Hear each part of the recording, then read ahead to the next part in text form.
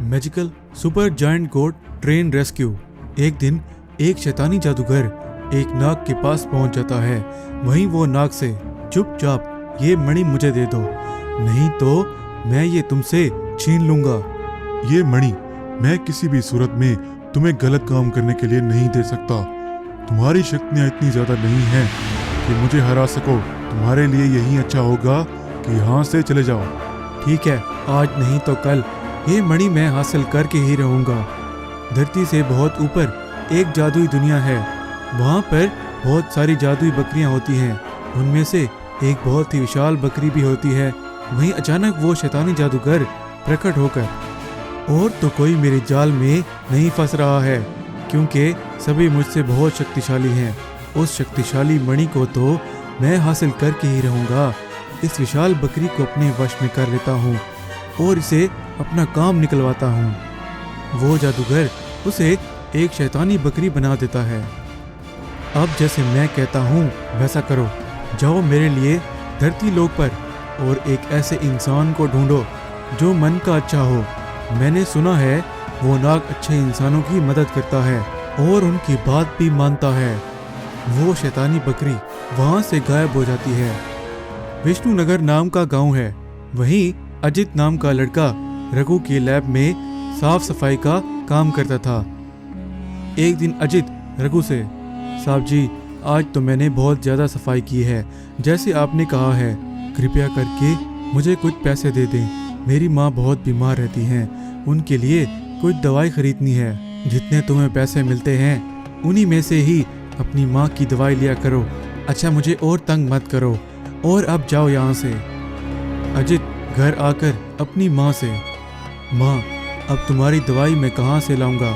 वो रघु सेठ जितने मुझे पैसे देता है उसमें तो घर का गुजारा भी बहुत मुश्किल से चलता है। अब इन बकरियों को बेचकर ही कुछ दिन के लिए तुम्हारी दवाई के पैसे आ जाएंगे। वहीं एक जंगल में आसमान से एक अजीब सा दिखने वाला पेड़ आने लगता है और उसमें से एक शैतानी बकरी निकलती है। वो कुछ दूर जाते ही वहां से गायब हो जाती है।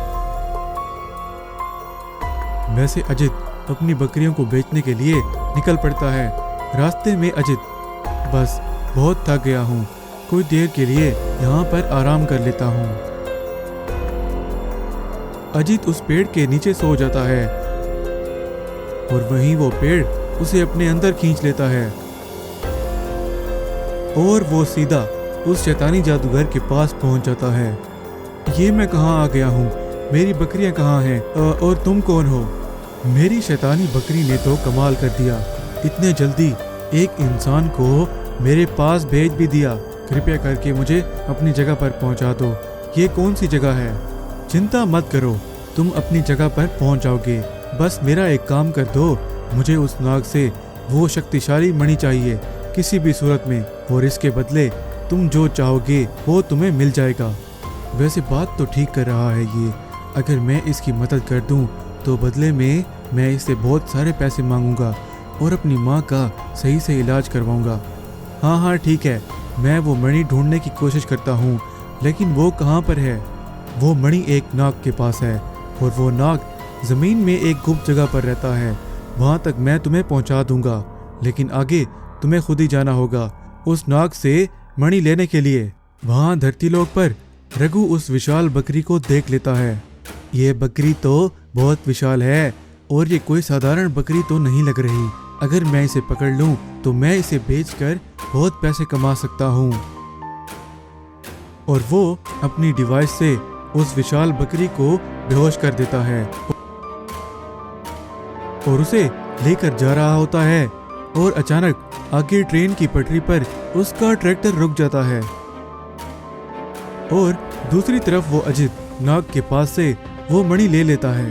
रास्ते में अजित रघु और उस विशाल बकरी को देखकर, अरे ऐसी विशाल बकरी तो मैं पहली बार देख रहा हूँ और ये तो मुझे रघु सेठ लग रहे हैं। वैसे सामने से ट्रेन बहुत तेजी से उनकी तरफ आने लगती है। अजित उस मणि का इस्तेमाल उनको बचाने में कर देता है।